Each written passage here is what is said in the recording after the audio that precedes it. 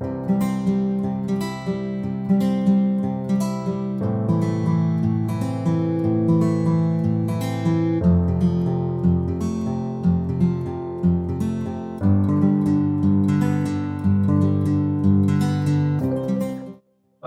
think they're very mixed. Some companies really invest in career development generally, and others sort of view it as an afterthought. And so, I think it depends on the environment. Some companies are committed to it, some aren't. As far as product management content, even if companies are committed to learning and development, there's not a lot of content that already exists on product management, as opposed to like engineering, where you can go learn how to program in Python pretty easily.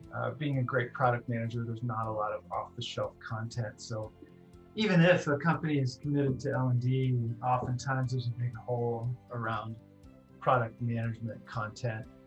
At my last two companies, we worked pretty hard to fill that in. For example, I'm currently at GitLab, and we have a learning and development content set for product management, but it's emerging, and it's not nearly as baked or hardened as something like engineering content. So we find ourselves also supplementing content we provide with lots of external content, like book recommendations and talks and conferences and books and that kind of thing.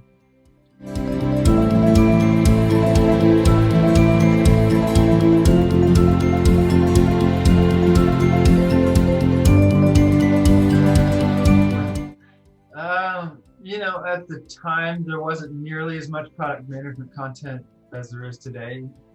Even though today there's still sort of a dearth of it, there was even less at the time. I went to pragmatic marketing, which I think is probably the gold standard in product management content at the time. Took Scrum product owner training, read as much as I could on the topic. So just sort of educated myself that way. Well, also tried to learn from people who were a step or two ahead of me. What was really missing at the time, and has come a long way since then, is a lot of this customer first product management content. Stuff like the Marty Kagan books, Inspired and Empowered, and content from Teresa Torres around continuous discovery.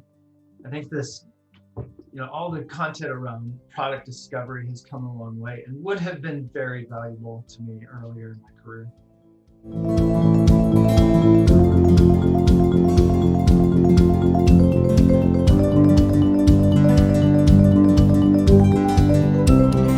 A huge role.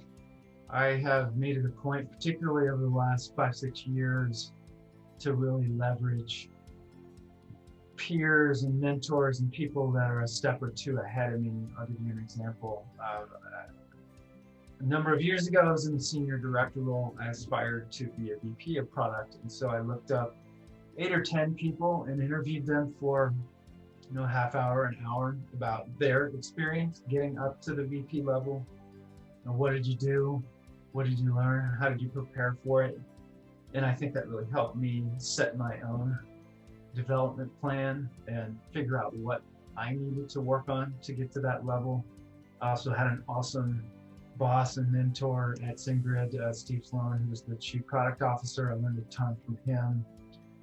And so I've also had a couple of coaches. I have one now at SendGrid, or at GitLab. I had one as well at SendGrid. So targeted coaching can also help a lot. So in general, a huge believer in the growth mindset, and that you can bend your career trajectory if you invest in career development, and learning from others is a huge part of that.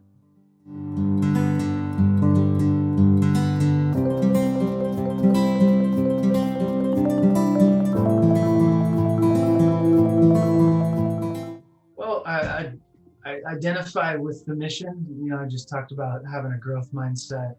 One of my own sort of product principles is always be learning. And so I identify with the mission you all have. And per my earlier comment, I feel like I have gained a lot from the mentors and bosses in my own life. And so I've been endeavoring to pay that back by helping others who are earlier career, by giving advice and coaching and tips, and still happy to sort of continue giving back.